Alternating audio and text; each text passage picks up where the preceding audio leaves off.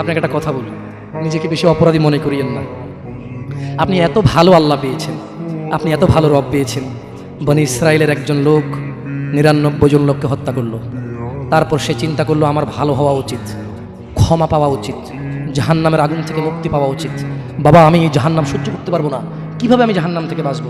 তখন সে একজন জ্ঞানী লোকের খোঁজ নিল এবং জিজ্ঞেস করলো যে আমার কি ক্ষমা হবে? ওই লোকে বললো যে না না, তোমার তো ক্ষমা হবে না। একবার তারেও মেরে কতজন পূর্ণ করলো? কিন্তু তার হৃদয়ে যন্ত্রণা কমেনি। ওই যে একটা যন্ত্রণা, কি কাজ করলে আমি ক্ষমা পেয়ে যাব, কি এমন কাজ করলে আমি আল্লাহর আযাব থেকে রক্ষা পাবো। সে আল্লাহকে প্রচন্ড ভয় পাচ্ছিল।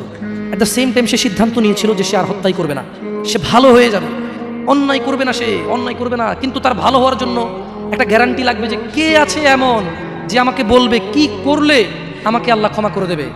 ওই লোকটা যখন মারা যায় আল্লাহ তাকে জান্নাত দিয়েছে। কেন?